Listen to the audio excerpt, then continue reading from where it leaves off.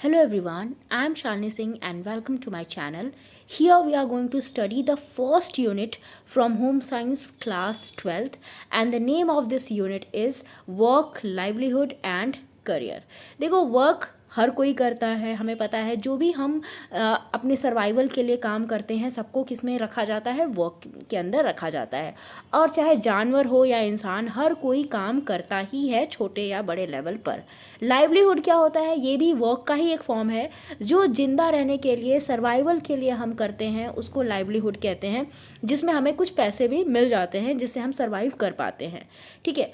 Career क्या होता है, करियर लाइवलीहुड से थोड़ा अलग होता है। यहाँ पे हम सर्वाइवल के मतलब करियर, अगर हम किसी चीज़ में बताते हैं, किसी काम को हम एज अ करियर करते हैं, तब वहाँ पे हमको पैसे भी मिलते हैं और हमको उस काम को करने में मज़ा भी आता है और हमारी पर्सनालिटी की भी डेवलपमेंट होती रहती है। तो पर्सनालिटी डेवलपमेंट के लिए हमें सेटिस्फैक्शन मिले, इसके लिए, इन सब के लिए करियर क्या है, ज़रूरी है। तो इस तरह से वर्क, लाइवलीहुड और करियर क्या है, तीनों अलग अलग चीज़ें हैं।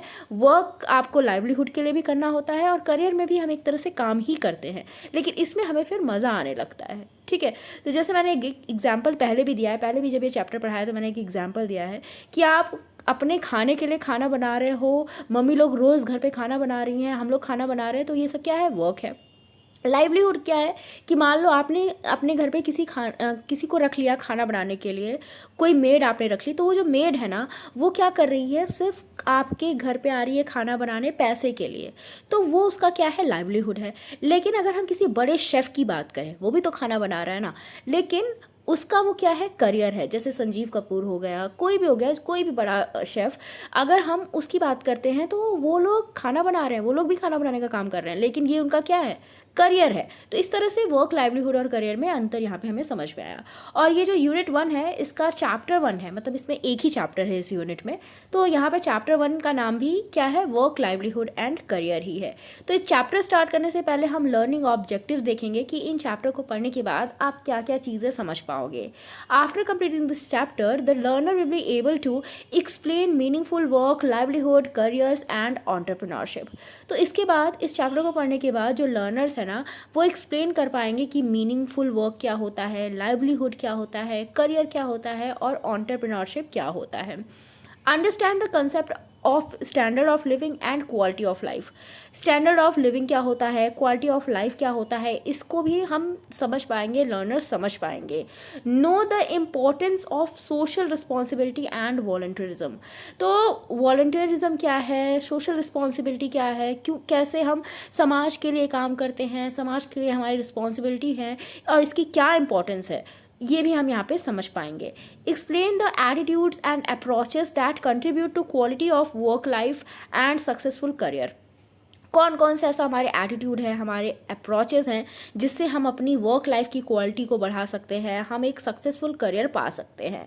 Be sensitive to the issue of work in relation to traditional occupation and special group, namely women, children and elderly. और कैसे हम ट्रेडिशनल ऑक्यूपेशन की तरफ सेंसिटिव हो सकते हैं, मतलब इस चैप्टर को पढ़ने के बाद लर्नर्स थोड़े से सेंसिटिव हो पाएंगे कि ट्रेडिशनल ऑक्यूपेशन क्या होते हैं, उनको जान पाएंगे। और कौन कौन से ऐसे ग्रुप हैं जिनको सेंसिटिविटी की ज़रूरत है, जैसे वुमेन हो गई, इनके साथ थोड़ा सेंसिटिव होने की ज़रूरत है, चिल्ड्रन, एल्डरली, इनके साथ थोड़ा सेंसिटिव होने की ज़रूरत है। तो इनके बारे में भी लर्नर्स समझ पाएंगे कि कैसे वर्क प्लेस पे इनको थोड़ी सी सहूलियत देनी चाहिए।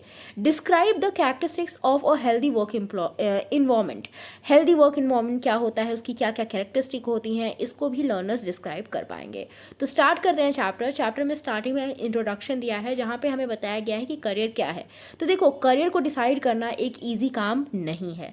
क्यों? क्योंकि जब भी हम ये सोचते हैं ना कि हमको करियर डिसाइड करना है, तो बहुत सारे थॉट्स हमारे दिमाग में आते हैं, बहुत सारे आपको करियर एवेन्यूज़ दिमाग में आएंगे कि हम ये भी चुन लें, ये भी बन जाए, वो भी बन जाए।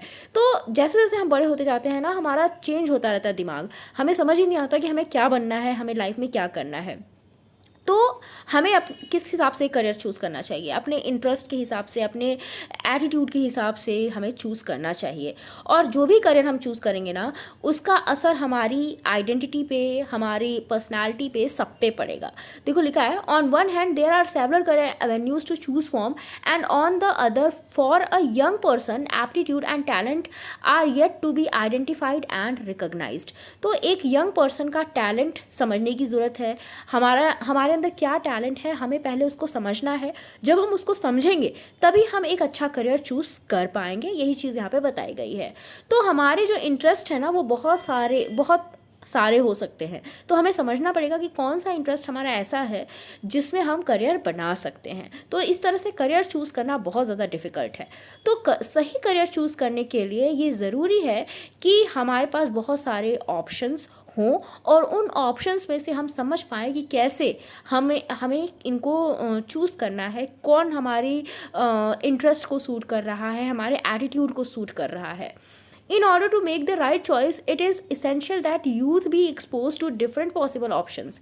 कि सारे यूथ को क्या मिले, सारे ऑप्शंस मिले जिनमें से वो चूज़ कर पाए। First, it is important to explore oneself in order to identify one's own aptitude, talent, personal preferences, needs and aspirations. तो हमें समझना पड़ेगा कि हमारा एप्टीट्यूड क्या है, हमारा टैलेंट क्या है, हम किस चीज़ को ज़्यादा प्रेफरेंस देते हैं, हमारी ज़रूरत क्या है, और हमारे एस्पिरेशन क्या है, क्या चीज़ हमें काम करने पे मजबूर करती है, हमें काम करने के लिए प्रेरणा देती है। उसके बाद हमें क्या करना है, जो भी ऑप्शंस हमारे पास अवेलेबल हैं उनको देखना है और ये समझना है कि कौन से ऐसे ऑप्शन हैं जो कि हमारी स्ट्रेंथ के साथ जाते हैं, हमारे टैलेंट के साथ जाते हैं, जिनको हम प्रेफरेंस देते हैं, और जिससे हमें भी फ़ायदा होगा, साथ ही साथ सोसाइटी को भी फ़ायदा होगा। An appropriate choice will bring the person success and satisfaction. तो अगर हम अच्छा करियर चूज़ करते हैं, हमारे लिए अप्रोप्रिएट उचित करियर चूज़ करते हैं, तो हमें सक्सेस भी मिलेगी, साथ ही साथ सेटिस्फैक्शन भी। इसके बाद है वर्क एंड मीनिंगफुल वर्क।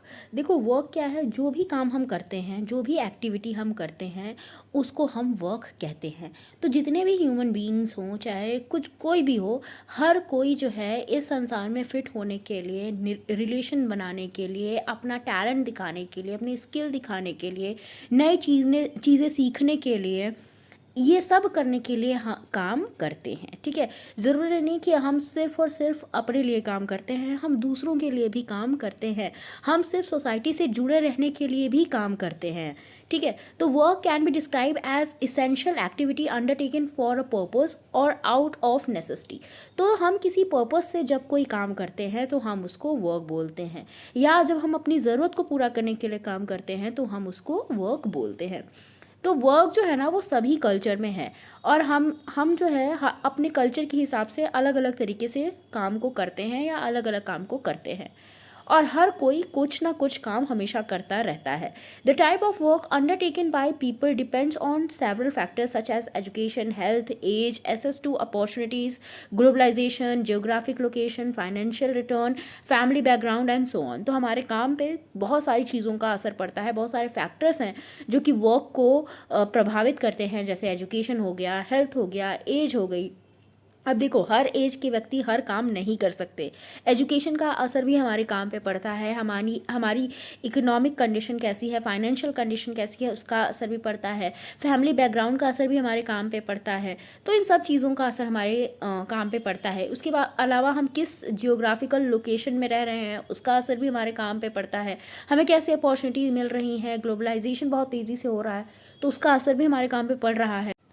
तो काम जो है ना, वो सब करते हैं, लेकिन काम क्या करता है, हमारी पर्सनल आइडेंटिटी को डेवलप करने में हेल्प करता है, हमारी सेल्फ स्टीम को डेवलप करने में हेल्प करता है। Work contributes in many form, बहुत सारी फॉर्म में वर्क्स जो है हमारे लिए कंट्रीब्यूशन देता है। When we work we contribute to our self, our sense of confidence और well being and for financial gain.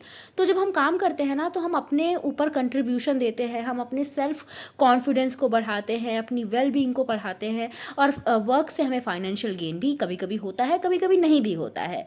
We also contribute to the organisation that employs us by helping to create better products और a better reputation for the organisation और greater profit. तो हम काम जो करते हैं वो कभी कभी अपनी ऑर्गेनाइजेशन के लिए भी करते हैं, ताकि ऑर्गेनाइजेशन अच्छे से आगे बढ़ सके, उसका रेपुटेशन और अच्छा हो सके और उसे अच्छे फ़ायदे मिल सके. Our work has an impact on the quality of life in the world around अस.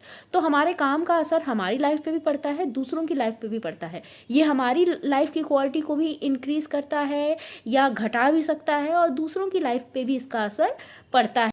और जो भी लोग हमारे आसपास रह रहे हैं, हमसे जुड़े हुए हैं, उनकी लाइफ पे भी हमारे काम का असर पड़ता है.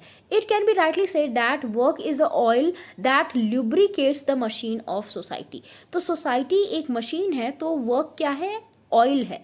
मतलब मशीन को ल्यूब्रिकेट करने के लिए, अच्छे से चलने के लिए ऑयल की ज़रूरत होती है ना, उसी तरह सोसाइटी अच्छे से चले, इसके लिए ज़रूरी है कि हम कुछ ना कुछ अपने लेवल पे काम करते रहें. Not only human beings but all creatures and elements of nature are consistently working contributing to life itself. तो सिर्फ ह्यूमन बींग ही काम नहीं करते, जितने भी क्रिएचर हैं, जितने भी एलिमेंट्स हैं इस नेचर में, सब अपना अपना काम करते रहते हैं और सब अपना अपना कंट्रीब्यूशन देते रहते हैं. तो इस तरह से ह्यूमन और नेचर दोनों मिलके कलेक्टिवली काम करता है, और जिससे हमारी ज़रूरतें पूरी होती है, हम आराम से रहते हैं, हमें लग्जरीज भी मिलती है.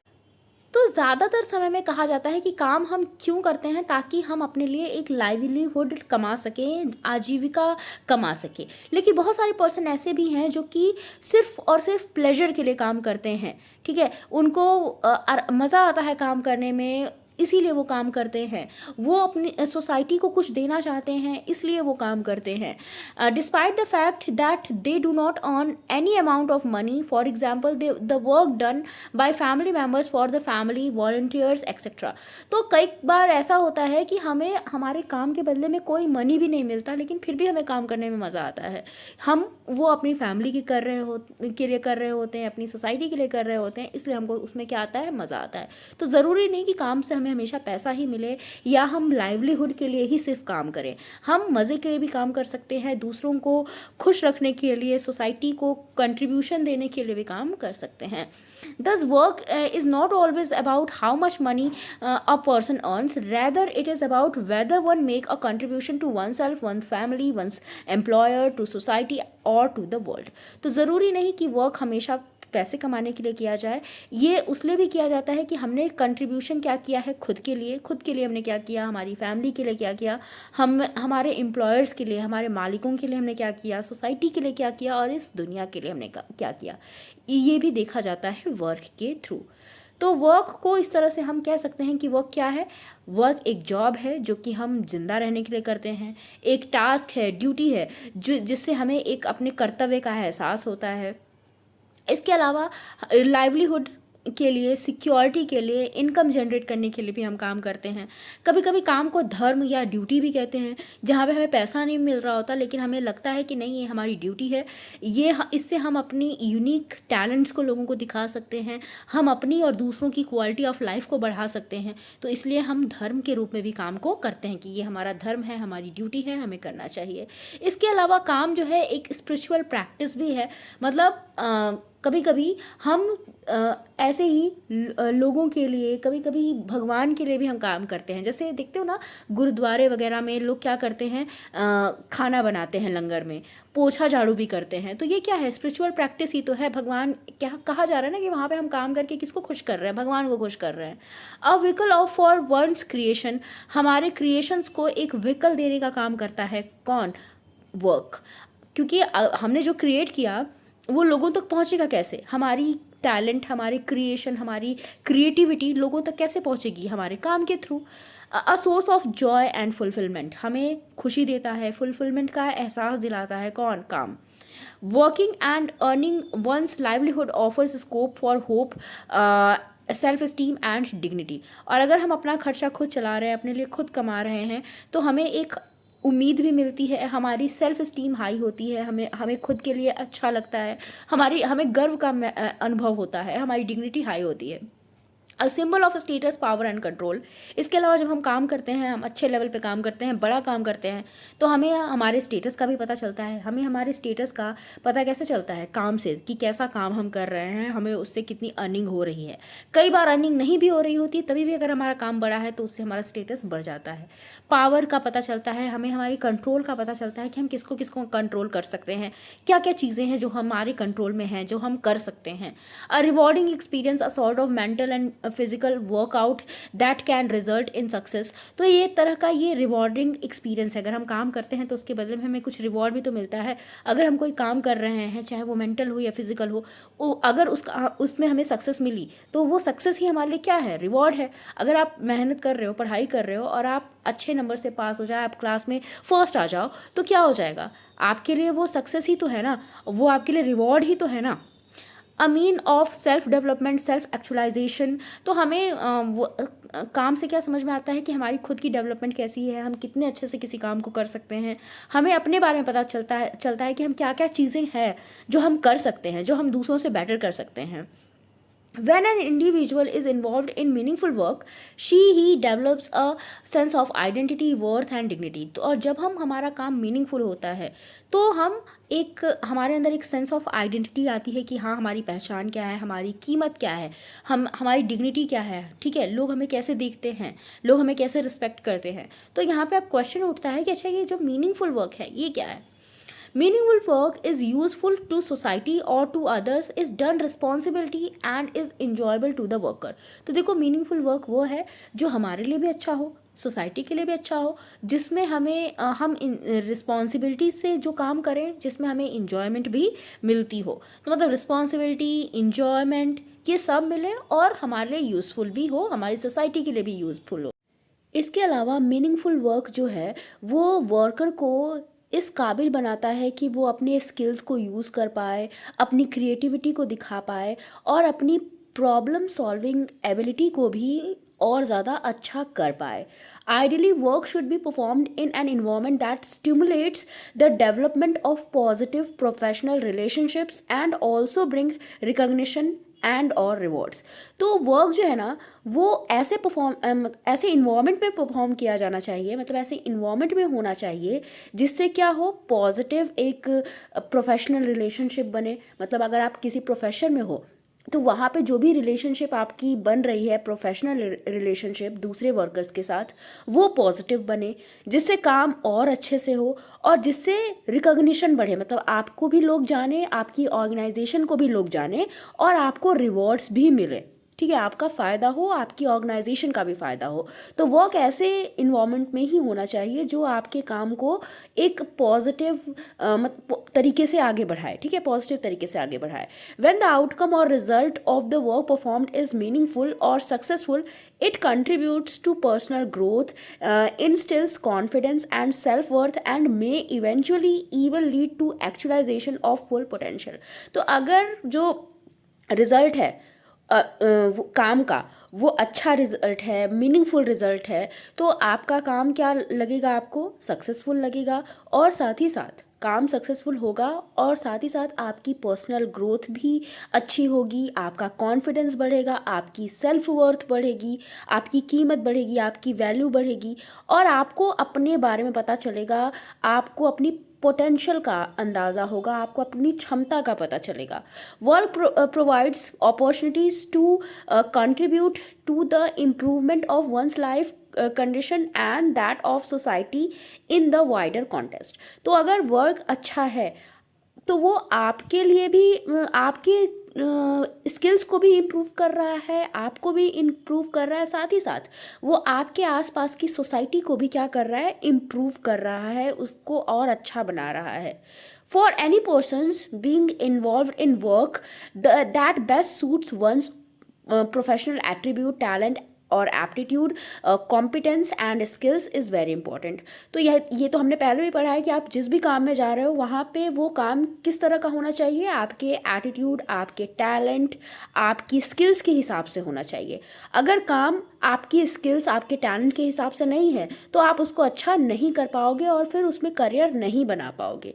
तो जब भी आपको कोई करियर चूज़ करना है तो ये ज़रूरी है कि आप उसमें क्या करो, एनर्जेटिक फील करो उस काम को करने में, आपको वो काम करने में अच्छा लगे, ठीक है, आपके अंदर एक एंथुजियाज्म हो उस काम को लेकर, उत्साह हो उस काम को लेकर। Therefore the work life for anyone और everyone should ideally be an expression of one's potential and aspiration. तो जो हमारी वर्क लाइफ होती है ना, वो क्या होती है, वो हमारे पोटेंशियल का ही परिणाम होती है। मतलब अगर हमारी वर्क लाइफ तभी अच्छी हो पाएगी जब हमारे अंदर वो क्षमता हो उस काम को करने की, जब हमारे अंदर वो एस्पिरेशन हो, एक हमारे अंदर कहते हैं ना कि गोल हो कि हमें क्या करना है और उस काम को करने में हमको मज़ा आए, तत्परता हो हमारे अंदर, तभी हमारी वर्क लाइफ अच्छी होएगी। जिस काम को करने में हमको मज़ा नहीं आ रहा है, हम पूरी क्षमता के साथ उसको नहीं कर रहे हैं, तो उस काम में हमारी वर्क लाइफ अच्छी हो भी नहीं पाएगी, हम उस काम में अच्छा कर भी नहीं पाएंगे। तो जो लोग भी अपनी वर्क लाइफ में एंटर करने जा रहे हैं, जो लोग भी अपना करियर बनाने चाह रहे हैं, उनको अपने आप से कुछ क्वेश्चन पूछने चाहिए जो कि आगे दिए गए हैं। पहला क्वेश्चन तो ये पूछना चाहिए कि आपका स्पेशल टैलेंट क्या है, आपके इंटरेस्ट क्या है, आपकी कैरेक्टरिस्टिक्स क्या है, आपकी विशेषताएं क्या हैं, ताकि आप उस ऑक्यूपेशन में जा पाओ, ठीक है। मतलब उस ऑक्यूपेशन से रिलेटेड आपके पास इंटरेस्ट है या नहीं, आपके पास योग्यता है या नहीं। Is the work stimulating and challenging, क्या जो वर्क आप करने जा रहे हो, जिसमें अपना करियर बनाना चाहते हो, वो स्टिमुलेटिंग है या नहीं, जो आपको लगातार प्रेरित करता है या नहीं, या जो चैलेंजिंग है या नहीं, मतलब जिसमें लगातार नए नए चैलेंजेस आते रहें। देखो अगर वर्क में चैलेंज नहीं है तो आप उसको करते करते क्या हो जाओगे, बोर हो जाओगे। तो काम चैलेंजिंग भी होना चाहिए और स्टिमुलेटिंग भी होना चाहिए, जो आपको लगातार प्रेरणा देता रहे। Is the occupation likely to give me a sense of being useful. तो अगर जो भी ऑक्यूपेशन आप कर रहे हो वो यूज़फुल है कि नहीं, मतलब वो ऑक्यूपेशन यूज़फुल है या नहीं, या आप जब उस काम को कर रहे हो तो आपको लग रहा है कि आप यूज़फुल काम कर रहे हो या नहीं। अगर आपको नहीं लग रहा कि आप यूज़फुल काम कर रहे हो तो आप उसको नहीं कर पाओगे अच्छे से। क्या जो आप काम कर रहे हो उससे आपको ऐसा लग रहा है कि आप सोसाइटी में कुछ कर पा रहे हो? अगर आपको ऐसा लग रहा है कि आप सोसाइटी में कुछ कर नहीं पा रहे हो तो फिर भी आप उसको कर नहीं पाओगे, उस काम को कर नहीं पाओगे, आपको उस काम को करने में मज़ा नहीं आएगा। तो काम ऐसा होना चाहिए जिसको करने के बाद आपको लगे कि आप सोसाइटी में अपना कंट्रीब्यूशन दे रहे हो। Are the ethos and environment of the workplace likely to be suitable to me. क्या जो वर्क प्लेस का इन्वायरमेंट है जहाँ पे आप काम कर रहे हो, वहाँ का जो वातावरण है वो आपके लिए सुटेबल है या नहीं है। अगर वर्क प्लेस का इन्वायरमेंट अच्छा नहीं होगा, आपको सूट नहीं करेगा, तो आप वहाँ पे ज़्यादा समय तक काम कर नहीं पाओगे। For most persons, it is definitely imperative and obligatory to earn a livelihood in order to fulfill the basic needs of self and family. तो देखो बहुत सारे ऐसे पर्सन्स हैं जिनके लिए ये बहुत ज़्यादा ज़रूरी है और उनका कर्तव्य है कि वो अपनी बेसिक नीड्स को पूरा करें, साथ ही साथ अपनी फैमिली की भी बेसिक नीड्स को पूरा करें। Most work can B for earning money. Such work is conventionally referred to as job. तो जो काम पैसा कमाने के लिए किया जाता है उसको हम जॉब बोलते हैं, ठीक है। However many individual choose to be beyond a job to make a career working steadily on a chosen career path. और लेकिन बहुत सारे इंडिविजुअल ऐसे भी हैं जो कि जॉब से आगे चले जाते हैं, मतलब कोई ऐसा काम करते हैं जिसमें वो पैसा तो कमाना चाहते ही हैं, साथ ही साथ करियर भी उसको बनाना चाहते हैं। दस career is more than just a job. तो करियर क्या है, जॉब से बढ़ के है, ठीक है। तो आप जॉब और करियर में अंतर कैसे बता सकते हो? देखो जॉब क्या है, ये involvement in work for sake of it, whereas a career is driven by a deep desire to excel and passionate need to grow, develop and prove oneself within the chosen field of work. तो career job क्या है, सिर्फ एक involvement है work में कि आप काम कर रहे हो। क्यों? क्योंकि आपको काम करना है, जिंदा रहने के लिए आपको काम करना पड़ेगा, इसीलिए आप काम कर रहे हो, तो वो क्या है, जॉब है। लेकिन करियर क्या है, करियर ये है कि आपके अंदर एक पैशन हो कि आपको अपने काम में बहुत आगे जाना है, आपको ग्रो करना है, आपको अपने आप को साबित करना है। तो ये होता है करियर, जहाँ पे आप सिर्फ पैसे के लिए काम नहीं करते, आप एकदम पैशनेट होते हो ग्रो करने के लिए, अपनी डेवलपमेंट के लिए, अपने आप को प्रूव करने के लिए। ठीक है, तो इस तरह से हम जॉब और करियर में डिफरेंस बता सकते हैं। There have been changes in concept about career over the years. तो बहुत सारे चेंजेस आए हैं करियर के कंसेप्ट में, मतलब करियर को लेके लोगों का विचार बदलता आ रहा है। It is no longer sufficient to get a job. देखो अब क्या है, अब सिर्फ पहले क्या था, करियर का मतलब लोग जॉब से ही समझ लेते थे कि जॉब मिल गई, उसमें अच्छा कर रहे हो तो वो क्या है, आपका करियर है। लेकिन अब ये खाली नहीं ज़रूरी है कि आपके पास सिर्फ जॉब हो, सिर्फ जॉब ही ज़रूरी नहीं है, जॉब के अलावा भी बहुत चीज़ें हैं जो आपको चाहिए। It is very important to continually upgrade and learn newer skills, update knowledge and build और enhance competencies in order to achieve success. तो अब सिर्फ जॉब मिलने से ही मतलब नहीं है, आपको अपने आप को अपग्रेड करना पड़ेगा, अपनी स्किल्स को और ज़्यादा सुधारना पड़ेगा, अपनी नॉलेज को अपडेट करना पड़ेगा, कॉम्पिटेंसी को भी आपको इन्हेंस करना पड़ेगा। क्योंकि आपको पता है कि पिछले कुछ सालों में कंपटीशन लगातार बढ़ता जा रहा है, तो अपनी कॉम्पिटेंसीज को आप इन्हेंस नहीं करोगे, एक कंपटीशन वाली फीलिंग नहीं लाओगे, तो आप सक्सेसफुल नहीं हो पाओगे। Thus in the modern world education should not stop in youth और early adulthood but needs to continue into one's middle career year and if necessary into one's later career years. तो आजकल सिर्फ education वही नहीं रुक जानी चाहिए, मतलब जैसे होता है ना कि हमने जॉब पा ली तो हम पढ़ाई करना छोड़ देते हैं, तो ऐसा नहीं करना है, आपको सीखना बंद नहीं करना है। बहुत बार ऐसा हुआ है कि मिडिल करियर में भी आपको सीखने की ज़रूरत पड़ती है, आपको एजुकेशन की ज़रूरत पड़ती है। और कई कई बार तो ऐसा होता है कि लेटर करियर ईयर्स, मतलब आप जब 50+ में होते हो तभी भी आपको चीज़ें सीखनी पड़ती है, क्योंकि उस समय बहुत सारे यूथ आ रहे होते हैं आपकी कंपनी में जिनसे आपको कॉम्पिटिशन करना पड़ता है, नहीं तो वो यूथ जो है आपसे आगे निकल जाएंगे। ठीक है, तो अपने आप को हमेशा इसलिए तैयार रखें कि हमें नई नई चीज़ें सीखती रहनी चाहिए, तभी हम अपने करियर में आगे बढ़ पाएंगे, टिक पाएंगे। How does one decide what career to pursue. अब कैसे कोई डिसाइड करेगा कि कौन सा करियर परस्यू करना है, किस करियर में आगे जाना है। मैनी चिल्ड्रन में choose to follow in their parents footsteps. बहुत बच्चे ऐसे होते हैं ना कि वो अपने पेरेंट्स के नक्शे कदम पे ही चलते हैं, जो उनके पेरेंट्स ने किया वही वो भी करते हैं। लेकिन कुछ ऐसे होते हैं जो अपने पेरेंट्स से हट के कुछ करते हैं, जो हो सकता है पेरेंट्स ने उनके लिए सोच रखा हो वो ना करें, या हो सकता है जो पेरेंट्स ने उनके लिए सोच रखा हो वो करें। तो बहुत सारे बच्चे होते हैं जो अलग अलग तरीके से करते हैं। One of the most important criteria for selecting N Avenue is that one must feel a sense of keen interest and desire for the chosen path. तो ये लाइन देखो बार बार आ रही है कि आपको इंटरेस्ट होना चाहिए, पैशन होना चाहिए, डिज़ायर होना चाहिए, तभी आपको वो करियर पाथ चूज़ करना चाहिए। अदरवाइज आपको ऐसी चीज़ चूज़ करनी चाहिए जिसमें आपका इंटरेस्ट हो। इंटरेस्ट नहीं तो चूज़ भी मत करो, चाहे वो कोई भी कह रहा हो। और यहाँ पे देखो आपको ये भी बताया जा रहा है कि इन्जॉयमेंट भी आपको मिलनी चाहिए, साथ ही साथ फाइनेंशियल रिस्पॉन्सिबिलिटी भी आप पूरी कर पा रहे हो अपनी फैमिली की, तभी वो करियर आप चूज़ करो। सिर्फ ऐसा नहीं कि आपका डिज़ायर है, आप पैशनेट हो इसीलिए आपने वो करियर चूज़ कर लिया, उससे आपको इन्जॉयमेंट भी मिलनी चाहिए, साथ ही साथ पैसे भी मिलने चाहिए। क्योंकि आज के समय में अगर सिर्फ आपको इन्जॉय कर रहे हो किसी काम को तो वो करियर नहीं हो सकता। ठीक है, उसमें आपको फाइनेंशियल सपोर्ट भी मिलना चाहिए। ठीक है, नहीं तो अगर पैसे नहीं मिल रहा तो आप ज़्यादा समय तक उसको इन्जॉय भी नहीं कर पाओगे, क्योंकि बहुत सारे लोगों के लिए आज के समय में इन्जॉयमेंट का एक ज़रिया है पैसा। ठीक है, इसके बाद हमारा नेक्स्ट टॉपिक है वर्क, करियर एंड लाइवलीहुड, जो कि हमारा चैप्टर का नाम भी था। अब यहाँ पे हम समझेंगे बारी बारी कि वर्क क्या है, करियर क्या है और लाइवलीहुड क्या है। तो देखो हमने पहले ही बताया ना कि वर्क क्या है, एक सेट ऑफ एक्टिविटी है जिसका कोई रिजल्ट निकलता हो। मतलब आप काम तभी करते हो, कोई एक्टिविटी करते हो और उसका कुछ रिजल्ट मिल रहा है, तो वर्क क्या है, वर्क है।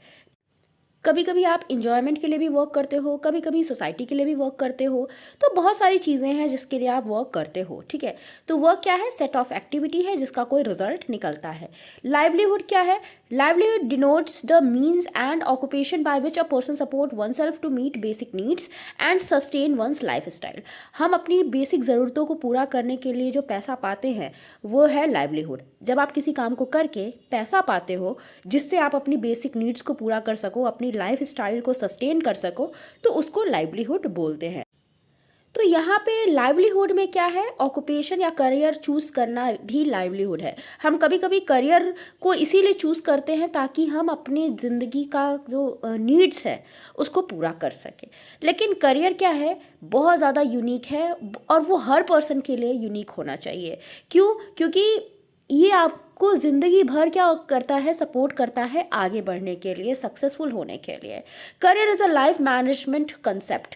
तो करियर क्या है, लाइफ मैनेजमेंट कंसेप्ट है। मतलब अगर आपने करियर अच्छा चुन लिया तो आपकी लाइफ सेट हो गई। Growing in one careers is a lifelong process that involve managing role, maintaining a balance between paid and unpaid work, learning personal life roles, and making transitions whenever or wherever necessary to move towards a personally determined future। तो यहाँ पे देखो, career जो है ना, ये एक ऐसा प्रोसेस है जहाँ पे आप लगातार अपनी लाइफ में ग्रोथ करते रहते हो और फिर यहाँ पे एक आप बैलेंस भी बनाते हो। मतलब अगर आपको पैसा मिल रहा है, नहीं मिल रहा है, तभी भी आप काम करते हो, क्योंकि आपने एक बैलेंस मेंटेन किया है वो पेड और अनपेड वर्क में। आप यहाँ पे सीखते हो, आप अपने पर्सनल लाइफ के रोल्स बनाते हो। मतलब आपको अपनी पर्सनल लाइफ को भी यहाँ पे मैनेज करना रहता है। आप अपने में बहुत सारे बदलाव लाते हो और जहाँ पे भी जो भी ज़रूरी होता है आप आगे बढ़ने की कोशिश करते हो, नई नई चीज़ें सीखने की कोशिश करते हो। तो ये होता है करियर। और यहाँ पे आप एकदम फ्यूचर के लिए डिटरमाइंड होकर चीज़ें सीखते हो, क्योंकि आपको पता है कि अगर आपको अपना फ्यूचर अच्छा करना है तो आपको अब इस काम को बहुत अच्छे से करना पड़ेगा। सिर्फ आप पैसे के लिए यहाँ पे काम नहीं करते, अपनी ग्रोथ के लिए काम करते हो। अब यहाँ पे वेबस्टर डिक्शनरी ने करियर को डिफाइन किया है, अ फील्ड फॉर और pursuit of consecutive progressive achievement specially in public, professional और business life.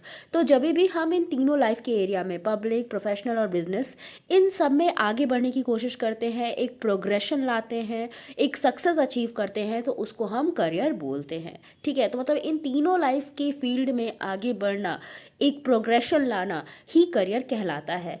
And work as the labour task और duty that one's accustomed means of livelihood, profession or occupation chosen on one's life's work। तो और work को Webster dictionary ने कैसे define किया है कि ये क्या है, टास्क है, मेहनत है, ड्यूटी है। क्यों? ताकि हम लाइवलीहुड कमा सकें, अपने ऑक्यूपेशन को जो हमने चूज़ किया है उसको आगे बढ़ा सकें और जिससे बेसिकली हमें पैसे मिले। Whatever one choose, in a holistic sense, it should nourish body as well as mind and benefit self and well as others। तो यहाँ पे करियर की बात हो गई है कि जो भी करियर आप चूज़ करो वो आपकी बॉडी को भी नरिश करे, आपके माइंड को भी नरिश करे, साथ ही साथ आपके अलावा वो दूसरों के लिए भी यूज़फुल हो। ठीक है, अब यहाँ पे देखो तीनों में अंतर बताया गया है इस बॉक्स में कि वर्क जब आप एक जॉब की तरह करते हो तो क्या है, वर्क को जब आप करियर की तरह करते हो तो वो क्या है, वर्क को एज अ कॉलिंग करते हो तो वो क्या है। तो देखो यहाँ पे हम इन तीनों को पढ़ते हैं कि वर्क का अलग अलग तरीके से करने का मतलब क्या है। जब ये जॉब के और लाइवलीहुड के सेंस में तो हमने पढ़ लिया कि जब भी हम पैसा कमाने के लिए कोई काम करते हैं तो वो जॉब या लाइवलीहुड कहलाता है। यहाँ पे पर्सन को जो है वो सेटिस्फैक्शन किससे मिलता है, पैसे देखकर। जो इनकम उसने अर्न की है वही इनकम उसको क्या देती है, सेटिस्फैक्शन देती है। लेकिन वर्क एज अ करियर क्या होता है, ये मतलब जब आप करियर की बात करते हो ना तो ये बहुत ज़्यादा बढ़ जाता है, इसका स्कोप बहुत ज़्यादा बढ़ जाता है, इसका एरिया बहुत ज़्यादा बढ़ जाता है। यहाँ पे पैसे तो आपको मिलते ही है लेकिन पैसा उतना ज़्यादा आपके लिए इम्पोर्टेंट होता नहीं है। यहाँ पे इम्पोर्टेंट आपके लिए क्या होती है, आपकी पोजीशन, आपका स्टेटस और आपका काम, आपकी सक्सेस, आप कितना अपने काम में ग्रोथ कर पा रहे हो, ये सब यहाँ पे इम्पॉर्टेंट होता है। A person who works for a career will dedicate considerable amount of time and energy to work because these are temporary cost for future gain. तो यहाँ पे जो वर्कर है ना, जो करियर को में काम करता है, करियर में भी आप काम ही करते हो। ठीक है, तो जब वर्क को एज अ करियर आप चूज़ करते हो ना, मतलब जब आप करियर में काम करते हो ना, तो यहाँ पे आप अपनी टाइम भी लगाते हो, अपना एनर्जी भी लगाते हो। क्यों लगाते हो? क्योंकि आपको लगता है कि टाइम और एनर्जी कुछ नहीं है फ्यूचर के गेन के आगे। ठीक है, मतलब फ्यूचर में जो आपको फ़ायदा होगा उसके लिए ये टाइम और एनर्जी कुछ भी नहीं है, आप इसको आराम से लगा देते हो। तो इस वजह से आपको क्या मिलता है, सेटिस्फैक्शन भी मिलता है और आप ग्रोथ भी कर पाते हो और आपको लगातार अचीवमेंट्स भी मिलते रहते हैं, सक्सेस भी मिलती रहती है। ठीक है, अब वर्क एज अ कॉलिंग क्या है, मतलब यहाँ पे आप क्या करते हो, अपनी सेटिस्फेक्शन के लिए काम करते हो। आपको एज अ कॉलिंग मतलब है कि आपका मन किया काम करने का तो आप काम करते हो। ठीक है, लिखा है seeing work as a calling a person derives satisfaction from the work itself. यहाँ पे काम करने से ही सेटिस्फेक्शन मिलता है। जैसे आपकी मम्मी आपके लिए खाना बनाती है ना, तो यहाँ पे उनको कोई पैसा भी नहीं मिलता, ये उनका करियर भी नहीं है, तो ना जॉब है ना करियर है। यहाँ पे वो काम क्यों कर रही है, सेटिस्फेक्शन के लिए, उनके अंदर से मन करता है कि हाँ वो ये काम करे। The person feels called to do the work based on inner drive and the feeling that the work derives from an inner or higher direction। तो यहाँ पे अंदर से उनकी इच्छा आती है कि वो इस काम को क्या करें, तभी वो ये काम करते हैं। तो इसका एग्जाम्पल ये हो गया कि जो मम्मी आपके लिए खाना बनाती है वो क्या है, वर्क एज अ कॉलिंग है। ठीक है, इसके अलावा जो लोग गुरुद्वारे वगैरह में झाड़ू पोछा लगाने जाते हैं, खाना बनाने जाते हैं वहाँ के लंगर में, तो वो लोग भी काम कर रहे होते हैं, ये भी वर्क एज अ कॉलिंग में ही आएगा। ठीक है, क्योंकि वो यहाँ पे खुशी के लिए काम कर रहे हैं अपनी। अब यहाँ पे देखो एक कहानी बताई गई है जिसके थ्रू आपको बताया गया है कि वर्क लाइवलीहुड और करियर में क्या अंतर है। देखो 3 आदमी थे, 3 आदमी क्या कर रहे थे, एक हैमर से, हथौड़े से बड़े से पत्थर को तोड़ रहे थे। तो जब उनसे पूछा गया तीनों से बारी बारी कि वो क्या कर रहे हैं, तो उन्होंने क्या बताया। तो पहले से जब पूछा गया कि वो क्या कर रहा है, तो उसने कहा कि this is my job, I am breaking this rocks into smaller piece. ये मेरी जॉब है और मुझे इन रॉक्स को स्मॉलर पीस में तोड़ना है, मेरा जॉब है, इसीलिए मैं इसको कर रहा हूँ। सेकंड से पूछा गया कि क्या कर रहे हो, क्यों कर रहे हो, तो उसने बोला कि ये मेरा लाइवलीहुड है और मैं इसको तोड़ रहा हूँ छोटे छोटे पीसेस में, ताकि मैं कुछ कमा सकूँ जिससे मैं अपनी फैमिली को फीड करा पाऊँ, फैमिली का खर्च चला पाऊँ, उनकी नीड्स को पूरा कर पाऊँ। और जब तीसरे से पूछा गया कि वो क्या कर रहा है, तो तीसरे आदमी ने जवाब दिया कि मेरा ये सपना है कि मुझे स्कल्पचर बनना है, मुझे मूर्तिकार बनना है, इसी वजह से मैं इस बड़े पत्थर को एक मूर्ति में, एक स्टैचू में तोड़ रहा हूँ। मतलब इस बड़े पत्थर से मैं क्या बना रहा हूँ, एक स्टैचू बना रहा हूँ। तो यहाँ पे ये जो उसका विजन है कि उसको स्कल्पचर बनना है, मतलब इसका मतलब ये है कि उसने इसमें अपना करियर बनाना है। ठीक है, उसका करियर होगा मूर्तिकार बनना, इसी वजह से उस लिए वो काम कर रहा है। तो देखिए एक ही काम को कर रहे हैं, तीनों तीनों उस पत्थर को तोड़ने का ही काम कर रहे हैं, लेकिन तीनों के लिए काम अलग अलग है। एक के लिए जॉब है कि वो काम है, बस काम के लिए वो कर रहा है, दूसरा पैसे कमाने के लिए कर रहा है, तीसरा एक मूर्तिकार बनना चाहता है, इसीलिए वो उस काम को कर रहा है। ठीक है, तो यहाँ पे देखो लिखा है the third man visualise that each hammer blow would contribute to shaping of his career, while the first and second man were closely focused on their job and livelihood। तो तीसरे का एक विजन था, जो तीसरा आदमी था ना, उसका एक विजन था, उसने पहले से ही विजुलाइज कर लिया था कि वो जो हर हथौड़ा चला रहा है, वो हर हथौड़ा उसके करियर को एक शेप दे रहा है। मतलब जितने अच्छे से वो हथौड़ा चला पाएगा, वो उतने अच्छा हो पाएगा मूर्ति बनाने में। तो वो इसमें करियर बनाना चाहता है, इसीलिए वो बहुत मन से उस हथौड़े को चला रहा है। जबकि पहला और दूसरा क्या कर रहे हैं, सिर्फ और सिर्फ एक जॉब के लिए कर रहा है, दूसरा पैसे कमाने के लिए कर रहा है। अब यहाँ पे कुछ क्वेश्चन आपको दिए गए हैं। देखो पहला पूछा है what are the different ways in which work can be perceived. कौन से तरीके हैं जिससे वर्क किया जा सकता है, तो वर्क को आप किस किस नज़रिए से देख सकते हो। तो यहाँ पे देखो हमने ये पढ़ा था ना, कहाँ गया, हाँ, तो वर्क को आप कैसे देख सकते हो, वर्क को जॉब, टास्क, धर्म, स्पिरिचुअल प्रैक्टिस, ये सब आप लिख देना यहाँ पे। ठीक है, सेकेंड क्वेश्चन क्या है, सेकेंड है difference between job and career. तो ये कितनी बार मैंने बताया कि जॉब और करियर में क्या डिफरेंस है। जॉब काम करना है, इसलिए आप काम कर रहे हो, आपकी रिस्पॉन्सिबिलिटी है उस काम को करना है, इसीलिए आप उसको कर रहे हो। करियर बहुत हटके है, इसमें आप लगातार आपकी ग्रोथ हो रही है, आपको सक्सेस मिल रहा है, आपको मज़ा आ रहा है, इसीलिए आप उसको करते हो। What is meant by meaningful work. Meaningful work का क्या मतलब है, ये भी हमने पढ़ा, इसको भी आप कर सकते हो। अब नेक्स्ट टॉपिक है हमारा वर्क, रेस्ट एंड रिक्रिएशन।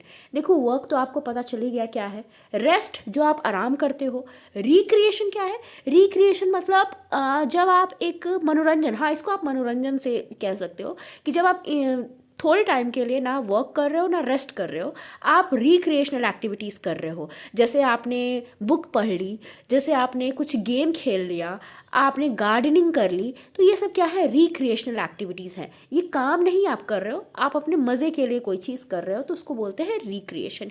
ये आपके माइंड को तैयार करता है ताकि आप दोबारा से वर्क को कर पाओ। यहाँ पे कहा जा रहा है कि ह्यूमन बींग्स क्यों काम करते हैं, या तो वो अपनी चॉइस से काम करते हैं, या परिस्थितियों के हिसाब से काम करते हैं, या अपनी ज़रूरतों के लिए काम करते हैं। और इस तरह से जो भी वर्क आप करते हो, जितना भी अमाउंट वाला वर्क करते हो आप, वो आपकी वर्क कंडीशन से रिलेटेड होता है। मतलब जैसी आपकी वर्क कंडीशन होगी वैसा आप काम कर पाओगे और उतने अमाउंट में आप कर पाओगे। ठीक है। They determine productivity and outcome which are important aspect of work life. तो देखो, प्रोडक्टिविटी बहुत ज़्यादा ज़रूरी है और रिज़ल्ट भी बहुत ज़्यादा ज़रूरी है। अगर आपको वर्क से रिज़ल्ट नहीं मिल रहा है तो आप उस वर्क को नहीं करना चाहोगे। और प्रोडक्टिविटी भी ज़रूरी है, मतलब आपने काम किया तो उसका कुछ फ़ायदा आपको मिलना चाहिए। To ensure better output and productivity, all human being perforce need to rest, relax, recoup from fatigue and refresh themselves. तो काम में प्रोडक्टिव होने के लिए, काम को अच्छे से करने के लिए हर ह्यूमन बीइंग को रेस्ट करने की ज़रूरत है। एक जो थकान उनको हुई है उस थकान को ख़त्म करने की ज़रूरत है, रिफ्रेश करने की ज़रूरत है खुद को। तो इसी वजह से रिक्रिएशनल या लेजर वाली एक्टिविटी कराई जाती है। अब ये जो रिक्रिएशनल एक्टिविटी हैं या लेजर एक्टिविटीज़ हैं, ये उस टाइप की एक्टिविटीज़ होती हैं जो आपको रेस्ट देती हैं, प्लेजर देती हैं, साथ ही साथ आपको फ़न कराती हैं, आपको इनसे इंजॉयमेंट फील होता है और ये एक तरह की वेल बीइंग भी आपको प्रोवाइड करती हैं। Everyone has a right to rest and leisure including reasonable limitation of working hours and periodic holidays with pay. तो हर किसी के पास ये अधिकार है, जो भी वर्किंग पर्सनस हैं उन सबके पास ये अधिकार है कि उनको रेस्ट और लेजर के लिए भी टाइम मिले। साथ ही साथ जो भी वर्किंग आवर्स हैं वो भी लिमिटेड वर्किंग आवर्स हों। ऐसा नहीं कि कितने भी समय वो काम करते रहें और उनके जो मालिक हैं उनसे काम करवाते रहें। तो वर्किंग आवर्स में भी लिमिटेशन होनी चाहिए, हॉलीडेज़ भी होनी चाहिए, रेस्ट और रिक्रिएशनल एक्टिविटीज़ भी करवाई जानी चाहिए। और ये जो हॉलीडे मिल रही है ना, ये विथ पे होनी चाहिए। मतलब अगर ऐसा नहीं कि छुट्टी हो गई तो उसका हम सैलरी कट कर दें, नहीं, पे वाली हॉलीडे होनी चाहिए। तो हर किसी को रेस्ट और रिलैक्स की ज़रूरत होती है ताकि उनकी प्रोडक्टिविटी को नुकसान ना हो। क्योंकि अगर आप रेस्ट नहीं करोगे, लगातार काम करते रहोगे, तो आप उतना ज़्यादा प्रोडक्टिव नहीं हो पाओगे। तो अपनी प्रोडक्टिविटी को बनाए रखने के लिए रेस्ट और रिक्रिएशन ज़रूरी है। One of the most common and effective method is to engage in some form of recreation. तो अगर आप रेस्ट चाहते हो, खुद को रिलैक्स करना चाहते हो, तो सबसे कॉमन और इफ़ेक्टिव मेथड ये है कि आप किसी ना किसी रिक्रिएशनल एक्टिविटी में जुड़े हो। ठीक है। रिक्रिएशन क्या होता है? ये ऐसी कोई भी एक्टिविटी हो सकती है जो आपकी बॉडी, माइंड और स्पिरिट को क्या करे, रेस्ट दे और उसको रिकवर भी करे। रिकवर इस सेंस में कि आप दोबारा से जब काम करने जाओ ना, तो आपको ऐसा ना फील हो, बोरिंग ना फील हो कि अरे हम ये काम फिर से हमको करना पड़ रहा है। नहीं, आप जब भी काम पे जाओ आप एक नए उत्साह के साथ जाओ। आप फिजिकली और मेंटली ये फिट होके जाओ कि अब आपको अच्छे से काम करना है। In fact the concept of 8 hours day और 40 hours week originated in the industrial revolution in Britain, where industrial production in large factories transformed working life and imposed long hours and unregulated poor working condition. तो एक concept आया था जब industrial revolution हुआ था Britain में, तो ये कंसेप्ट आया था कि एक दिन में सिर्फ 8 घंटे काम कराने हैं और एक वीक में 40 आवर्स बस काम कराना है, उससे ज़्यादा काम आपको नहीं कराना है किसी भी वर्कर से। तो ये चीज़ भी आई थी। क्यों आई थी उस समय, क्यों इंडस्ट्रियल रिवॉल्यूशन के समय में ये चीज़ें आई थी? क्योंकि उस समय वर्कर्स से ना बहुत ज़्यादा काम कराया जाता था, जिससे वर्कर के ऊपर बुरा असर पड़ता था। The use of child labour was common and prolonged hours of work ranging from 10 to 16 hours for 6 day a week prevailed। तो यहाँ पे बहुत सारे चीज़ें होती थी पहले, जैसे चाइल्ड लेबर को भी बहुत ज़्यादा प्रोत्साहन मिलता था, छोटे बच्चों को काम पे रख दिया जाता था, दिन में 10 से 16 घंटे तक काम कराया जाता था, कोई भी रिक्रिएशनल एक्टिविटीज़ नहीं कराई जाती थी। तो इन सब की वजह से ये स्लोगन सामने आया, 8 hours labour, 8 hour recreation and 8 hour rest. तो तो ये चीज़ें आई, मतलब जो पूरा 24 आवर है ना उसको 8 8 आवर में डिवाइड कर दिया गया कि 8 आवर काम करना है, 8 आवर रिक्रिएशनल एक्टिविटीज़ को देना है, 8 आवर आपको रेस्ट करना है, ठीक है। The 8 hour day movement form part of the early history leading to the celebration of Labor Day और May Day in many nations and cultures। तो हमारे इंडिया में भी 1 मई को लेबर डे मनाया जाता है, या जिसको हम मे डे भी बोलते हैं।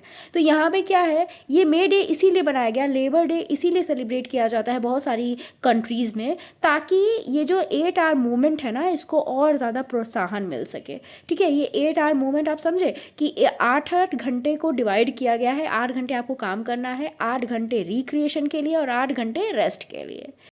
और यही चीज़ यहाँ पे लिखी गई है कि जो 8 घंटे रेस्ट और रिक्रिएशन को मिलते हैं, इससे हमारा ब्रेन जो है ना वो थोड़ा सा आराम कर लेता है, हमारी नर्व्स और मसल्स को भी मौका मिल जाता है रेस्ट करने का, और फिर जब दोबारा से वो काम करती हैं तो वो बहुत ज़्यादा एनर्जाइज्ड होती हैं।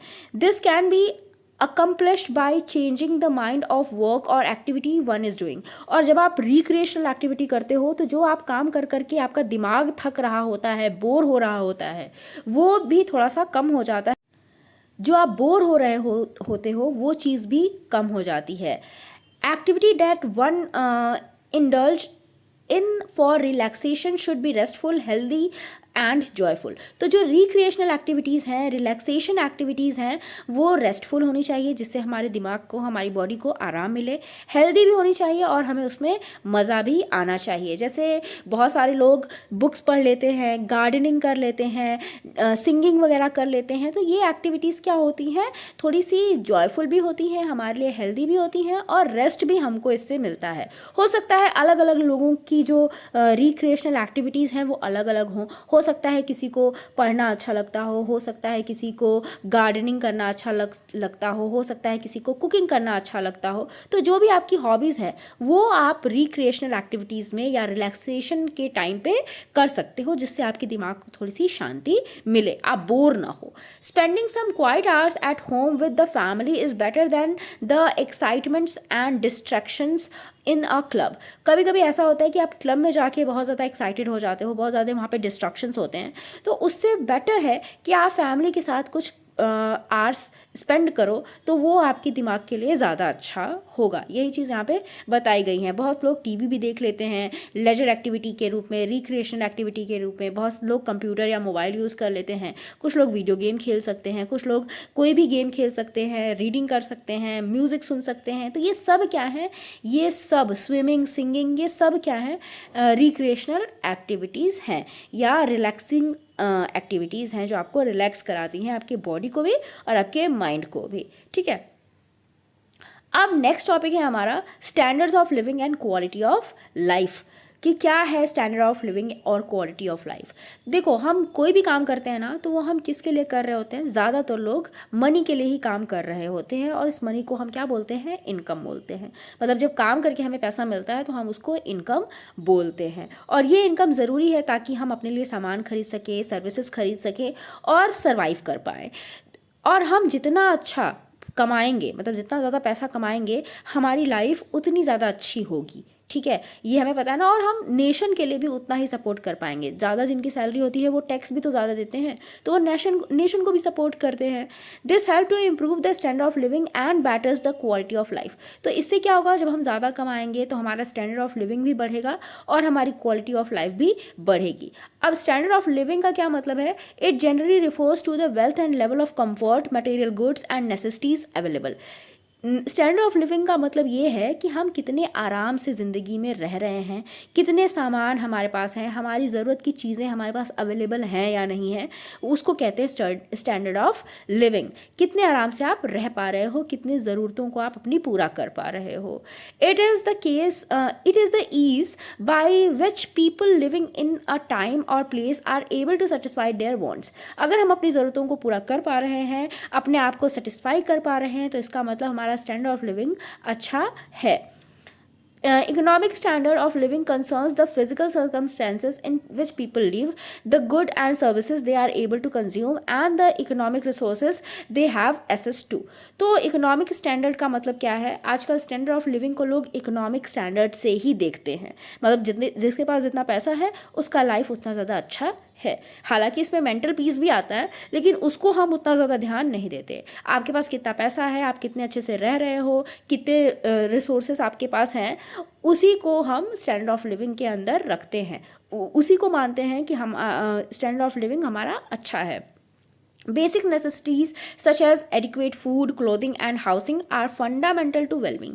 और हमें पता है कि हमारी बेसिक नीड्स क्या हैं, कपड़ा, रोटी और मकान। तो ये तो सबके पास होना चाहिए। इसके अलावा भी जो भी हमारी ज़रूरतें हैं सब पूरी होनी चाहिए।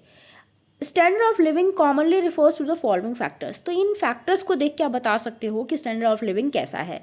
जैसे इनकम जिसकी जितनी ज़्यादा हाई होगी उसका स्टैंडर्ड ऑफ लिविंग उतना ही अच्छा होगा। Quality and availability of employment, जितना आपके पास रोज़गार होगा आपका स्टैंडर्ड ऑफ लिविंग उतना ही बढ़ेगा। Cost of good and services, देखो जो भी कीमत है गुड और सर्विसेज की, अगर वो कम है तो आपको ज़्यादा गुड एंड सर्विसेज मिल सकते हैं कम कीमत में भी, तो आपका स्टैंडर्ड ऑफ लिविंग क्या होगा, बढ़ेगा। आप कम कीमत में भी ज़्यादा सामान खरीद पाओगे। लेकिन अगर गुड्स एंड सर्विसेज की कीमत बहुत हाई है तो आप उसको खरीद नहीं पाओगे, तो स्टैंडर्ड ऑफ लिविंग अपने आप नीचे चला जाएगा। ठीक है, तो गुड एंड सर्विसेज की कॉस्ट क्या है उसका भी असर पड़ता है हमारे स्टैंडर्ड ऑफ लिविंग पे। जीडीपी का भी असर पड़ता है, नेशन की क्या इकोनॉमिक ग्रोथ है उसका भी असर पड़ता है। अगर नेशनल इकोनॉमिक ग्रोथ अच्छी होगी तो हमारा स्टैंडर्ड ऑफ लिविंग भी अच्छा होगा। और कितना हाउसिंग अवेलेबल है, कितना आप घर खरीद सकते हो, घर बनवा सकते हो, कितने अच्छे घर में रह सकते हो। जो जितने अच्छे घर में रहता है कह सकते हैं ना हम कि उसका स्टैंडर्ड ऑफ लिविंग क्या है, अच्छा है। Number of paid vacation days per year, आप कितनी छुट्टियों पर जाते हो, कितना आपको सैलरी मिलती है, ठीक है, कितनी पेड वेकेशन है आपकी। पेड वेकेशन मतलब छुट्टी तो है लेकिन उसकी सैलरी भी आपको मिल रही है, तो इससे भी आपका स्टैंडर्ड ऑफ लिविंग अच्छा होता है। अगर आप डिजीज़ से बच पा रहे हो, अगर डिजीज़ आपको कम हो रही हैं तो इसका मतलब भी है कि आपका स्टैंडर्ड ऑफ लिविंग अच्छा है। ठीक है, आपको ज़्यादा डॉक्टर के पास जाने की ज़रूरत नहीं पड़ती, तो इसका मतलब आपका स्टैंडर्ड ऑफ लिविंग अच्छा है। क्योंकि अगर आप बीमार ही रहोगे तो क्या स्टैंडर्ड बना पाओगे अपनी लाइफ का।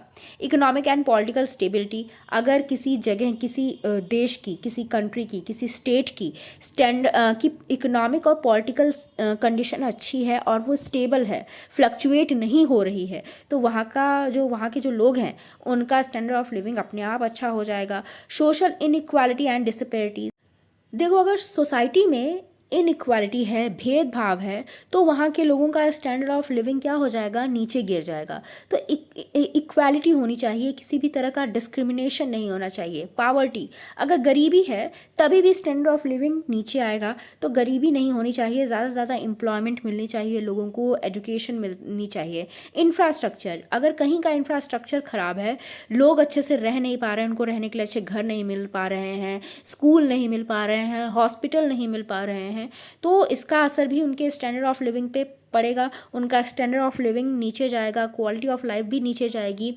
Amount and hours of work required to purchase necessities, कितना घंटे काम करना पड़ रहा है अपनी ज़रूरतों को पूरा करने के लिए। अगर आप कम काम करके भी ज़्यादा ज़रूरतें पूरी कर पा रहे हो, इसका मतलब आपका स्टैंडर्ड ऑफ लिविंग अच्छा है। लेकिन अगर आपको बहुत ज़्यादा घंटे काम करना पड़ रहा है और फिर भी आप अपनी ज़रूरत को पूरा नहीं कर पा रहे हो, तो आपका स्टैंडर्ड ऑफ लिविंग क्या है, कम है।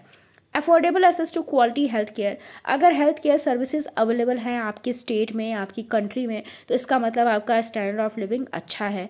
लाइफ एक्सपेक्टेंसी, अगर लोग ज़्यादा दिन तक ज़िंदा रह रहे हैं आपकी कंट्री में, हेल्थ केयर सर्विसेज अच्छी हैं, लोगों को हेल्थ फैसिलिटीज़ मिल रही हैं, तो इसका मतलब वहाँ का स्टैंडर्ड ऑफ लिविंग अच्छा है। अगर लोगों को पॉलिटिकल और रिलीजियस फ्रीडम है, लोग अपनी मर्ज़ी से पॉलिटिक्स में जा सकते हैं, पॉलिटिशियन चुन सकते हैं, अपनी मर्ज़ी से अपने धर्म को सेलिब्रेट कर सकते हैं, कोई भी त्यौहार मना सकते हैं, तो इसका मतलब वहाँ के लोगों का स्टैंडर्ड ऑफ लिविंग और क्वालिटी ऑफ लाइफ अच्छा है। इन्वामेंटल क्वालिटी, अगर इन्वामेंट अच्छा है, किसी भी तरह का पॉल्यूशन नहीं है, पॉपुलेशन भी कंट्रोल में है, तो इसका मतलब वहाँ के लोगों की स्टैंडर्ड ऑफ लिविंग अच्छी है। सेफ्टी है, क्लाइमेट भी अच्छा है, तो भी आपका स्टैंडर्ड ऑफ लिविंग अच्छा होगा। ये चीज़ें यहाँ पे बताई गई हैं, ये कुछ फैक्टर्स हैं जो हमारे स्टैंडर्ड ऑफ लिविंग को इफेक्ट करते हैं. Standard of living is often use to compare different areas और कंट्रीज और to assess the progress of a country by comparing the standard of living at different points of time. तो हम दो countries के standard of living को compare भी कर सकते हैं इस तरह से कि कौन कौन से कंट्रीज़ ऐसी हैं जिसमें ये सारी ऊपर के फैक्टर्स अवेलेबल हैं, अच्छे हैं. अगर किसी में अच्छे हैं तो वहाँ का स्टैंडर्ड ऑफ लिविंग अच्छा है, ख़राब है तो ख़राब है स्टैंडर्ड ऑफ लिविंग. ठीक है. One measure of standard of living is the Human Development Index developed in 1990 by United Nations. तो एक स्टैंडर्ड ऑफ लिविंग को मेजर करने का एक तरीका है ह्यूमन डेवलपमेंट इंडेक्स, जो कि 1990 में डेवलप हुआ था. किसके द्वारा? यूनाइटेड नेशंस के द्वारा. अब इसमें कंट्री के लेवल ऑफ डेवलपमेंट को समझा जाता है, उसको मेजर किया जाता है. कैसे मेजर किया जाता है? बर्थ को देख के कि लाइफ एक्सपेक्टेंसी कितनी है बर्थ के समय, मतलब बर्थ के समय कितना बच्चे बच पा रहे हैं. एडल्ट लिटरेसी रेट क्या है, per capita gross domestic product क्या है, ठीक है, जीडीपी कितनी है हमारे कंट्री की. तो इस तरह से हम ये सब चीज़ों को देख के किसी भी कंट्री का लेवल ऑफ डेवलपमेंट बता सकते हैं. अगर ये चीज़ें अच्छी हैं तो इसका मतलब लेवल ऑफ डेवलपमेंट अच्छा है. जीडीपी क्या होता है? GDP is the value of all goods and services produced within the geographic boundaries of a nation region within a specific period of time, generally a year. तो एक साल में किसी भी जियोग्राफिकल बाउंड्री में, किसी भी nation में, किसी भी स्टेट में क्या क्या गुड और सर्विसेज की वैल्यू है, जितनी भी गुड्स और सर्विसेज वहाँ पे प्रोड्यूस की जा रही है उसकी वैल्यू क्या है, उसी को जीडीपी बोला जाता है. It is commonly use to measure the national income and output. तो यहाँ पे जीडीपी का यूज़ क्यों किया जाता है? नेशनल इनकम को मेजर करने के लिए. ठीक है. इसके बाद आता है quality of life. It takes into account not only the material standard of living but also other intangible aspects of human life such as leisure, safety, culture, resource, social life, physical health, environmental quality, etc. तो quality of life जो है वो standard of living से थोड़ा सा बड़ा है. मतलब स्टैंडर्ड ऑफ लिविंग में हम क्या देखते हैं? सिर्फ मटेरियलिस्टिक चीज़ों पे फोकस करते हैं, लेकिन क्वालिटी ऑफ लाइफ पे हम बहुत सारे इनटेंजिबल एस्पेक्ट को भी देखते हैं. मतलब ऐसी चीज़ों को देखते हैं जिसको हम छू नहीं सकते, जो कि मटेरियलिस्टिक नहीं होती. जैसे सेफ्टी कितनी है, लेजर कितना है, कल्चरल रिसोर्सेज कैसे हैं, कल्चर कैसा है, सोसाइटी कैसी है, इन्वायरमेंट कैसा है. The United Nations Universal Declaration of Human Rights adopted in 1948 has provided a list of factors that can be considered. तो यहाँ पे क्वालिटी ऑफ लाइफ को कंसीडर करने के, मतलब क्वालिटी ऑफ लाइफ को देखने के लिए, पता करने के लिए यूनाइटेड नेशंस ने एक क्या किया, एक universal declaration of human rights को डेवलप किया. ठीक है. और ये कब डेवलप हुआ था, कब अडॉप्ट हुआ था? 1948 में. अब ये जो universal declaration of human right है, इसमें कुछ ऐसे फैक्टर्स हैं जिससे ये पता किया जा सकता है कि वहाँ की क्वालिटी ऑफ लाइफ कैसी है. It includes many things that citizens of many developed countries take for granted but are not available in a significant number of countries around the world. तो यहाँ पे बहुत सारी ऐसी चीज़ें हैं जहाँ जो बहुत सारी डेवलप्ड कंट्री में फॉर ग्रांटेड ले ली जाती हैं, मतलब आराम से मिलती हैं, लेकिन बहुत सारी कंट्रीज़ में ये चीज़ें नहीं होती. ठीक है. अगर जिन कंट्री में ज़्यादा है इसका मतलब वहाँ पे क्वालिटी ऑफ लाइफ अच्छी है. Although this declaration is more than 68 years old, in many ways it still represents an ideal to be achieved. हालांकि ये जो यूनिवर्सल डिक्लेरेशन था ह्यूमन राइट्स पे, ये बहुत पुराना है, लगभग 68 ईयर्स से भी ज़्यादा पुराना है, लेकिन आज भी बहुत ज़्यादा आइडियल है. मतलब आज भी इसको आइडियल समझा जाता है. तो ये जो फैक्टर्स हैं, कौन कौन से ऐसे फैक्टर्स हैं जो कि क्वालिटी ऑफ लाइफ को मेजर करने के लिए ज़रूरी हैं, वो यहाँ पे बताए गए हैं. पहला फैक्टर है freedom from slavery and torture. अगर कहीं पे भी टॉर्चर नहीं है, गुलामी नहीं है, तो इसका मतलब वहाँ पे क्वालिटी ऑफ लाइफ अच्छी है.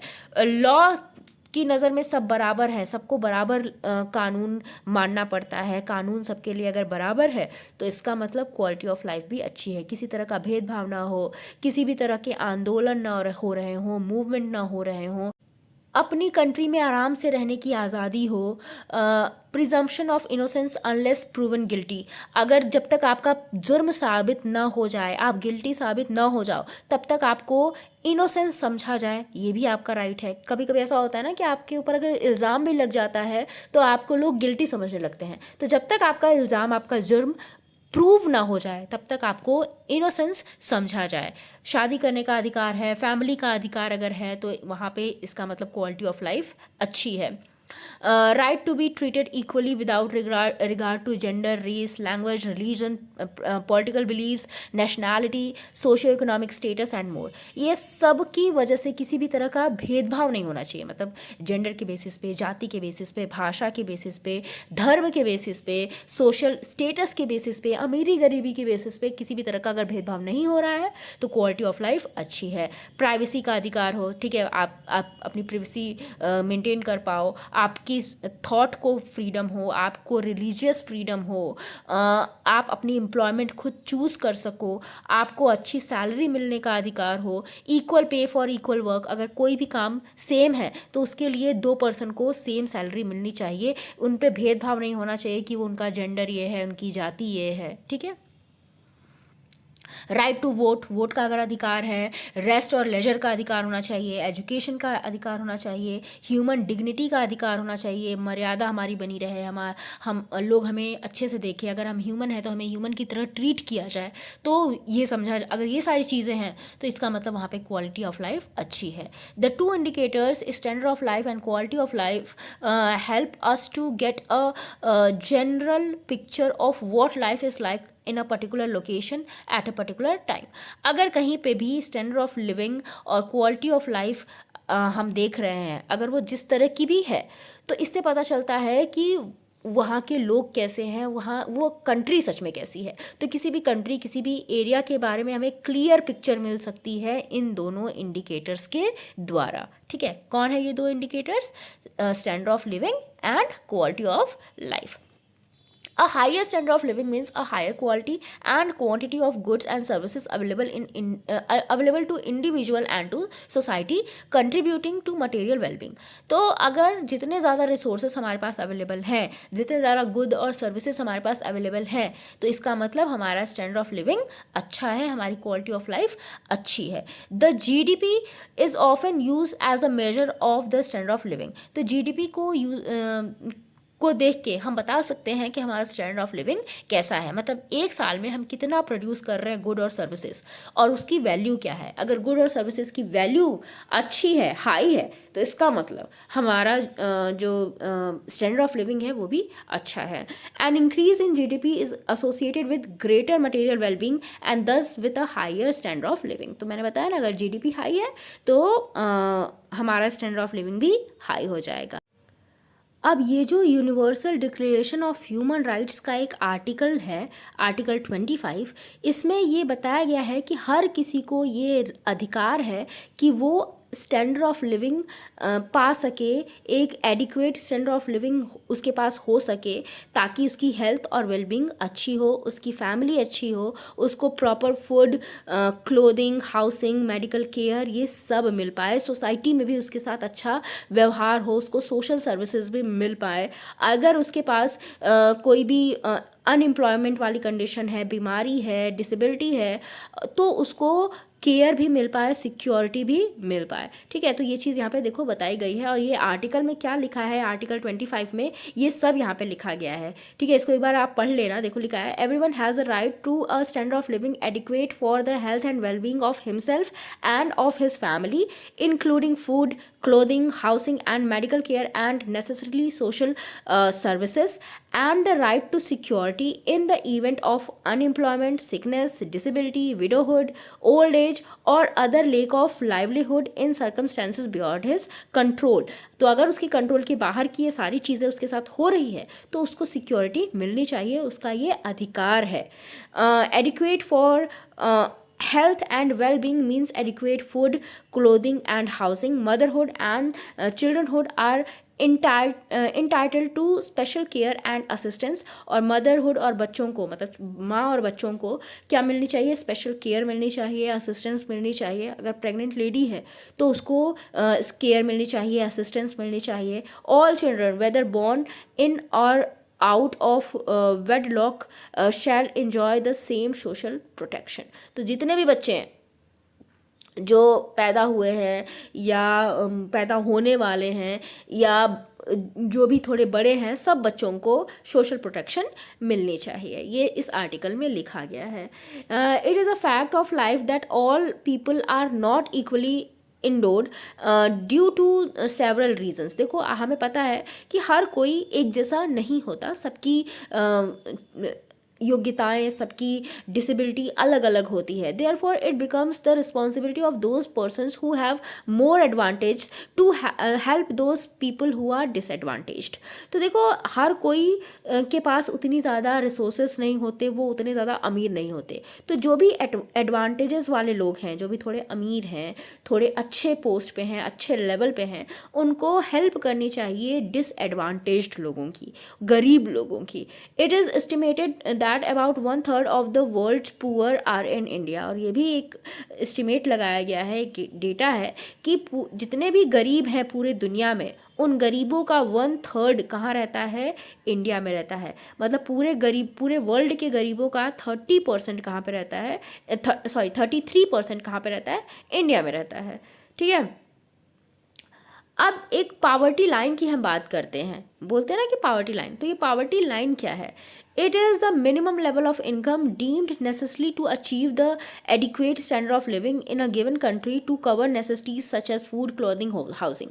तो ये जो पावर्टी लाइन है वो एक लेवल बनाया गया है कि हाँ, इस लाइन के ऊपर जितने लोग रह रहे हैं वो सबके पास इतना है कि वो नॉर्मल अपनी बेसिक नीड्स को पूरा कर पाए। लेकिन जो भी लोग बीपीएल फैमिली में आते हैं, जो कि बिलो पावर्टी लाइन है, उनको किस में रखा जाता है? अगर उनकी जो भी नीड है, जो भी बेसिक नीड्स हैं, अगर वो पूरी नहीं हो पा रही हैं, उनको फूड, क्लोथिंग, हाउसिंग नहीं मिल पा रहा है, तो उसको हम बीपीएल फैमिली बोलते हैं। ठीक है, अब ये जो बीपीएल वाली जो फैमिली है ना, ये वेरी कर सकती हैं कंट्री टू कंट्री में। हो सकता है किसी कंट्री में बीपीएल फैमिली का जो वो है क्राइटेरिया है वो अलग हो सकता है किसी कंट्री में अलग हो। लेकिन जनरली जो लोग गरीबी रेखा से नीचे हैं, जो लोग मतलब एकदम जिनकी बेसिक नीड्स को पूरा नहीं किया जा रहा है, उन्हीं को बीपीएल फैमिली बोला जाता है। Development is the key of reducing poverty. देखो अगर हम पावर्टी को रिड्यूस करना चाहते हैं, कम करना चाहते हैं, तो हमें डेवलपमेंट लाना होगा। However the pace of development of a nation और a group depends on the productivity and success of all its members. तो अगर किसी भी कंट्री को डेवलप होना है तो उसे क्या करना पड़ेगा? प्रोडक्टिव होना पड़ेगा, उसके सारे मेंबर्स को सक्सेसफुल होना पड़ेगा। देखो हमारी कंट्री में क्या है कि कुछ लोग हैं, बहुत ही कम लोग हैं जो कि बहुत ज़्यादा अमीर हैं, जो कि सक्सेसफुल हैं। तो उससे हम ये नहीं कह सकते कि हमारी कंट्री भी क्या है, गरीब नहीं है, डेवलप्ड है। अगर हमें डेवलप्ड बनना है, हमें अमीर बनना है, तो ज़रूरी है कि हमारे जितने भी मेंबर्स हैं, हमारे जितने भी सिटीजन हैं, सब क्या हों? पैसे वाले हों, सब ठीक ठाक अपनी नेसेसिटीज़ को पूरा कर पाए। तो ये हमारी रिस्पॉन्सिबिलिटी है, हम सभी मेंबर्स की रिस्पॉन्सिबिलिटी है कि हम लगातार एफर्ट्स डालते रहें ताकि हम आगे बढ़ पाएँ, सक्सेसफुल हो पाएँ। और जो लोग भी डिसएडवांटेज्ड हैं, जो लोग के पास पैसा नहीं है, गरीब हैं, उनकी भी मदद कर पाएँ, उनको भी आगे ला पाएँ। It is often said that one should give back to society what one's receives and gains from it. तो ये एक कहावत है ना कि हमें जो सोसाइटी से मिल रहा है, हमें उसका कुछ हिस्सा सोसाइटी को वापस देना चाहिए। ठीक है, इसके बाद यहाँ पे कुछ क्वेश्चंस हैं। यहाँ पे आपको डिस्क्राइब करने को कहा गया है स्टैंडर्ड ऑफ लिविंग और क्वालिटी ऑफ लाइफ को। इसके बाद हमारा नेक्स्ट टॉपिक है सोशल रिस्पॉन्सिबिलिटी, वॉलंटरिज्म एंड श्रमदान। तो इसको हम नेक्स्ट वीडियो में पढ़ेंगे। आई होप जो भी हमने आज पढ़ा वो सब आपको समझ में आया हो। वीडियो अच्छा लगा हो तो लाइक कर देना, शेयर कर देना और चैनल को सब्सक्राइब कर देना। Thank you for watching.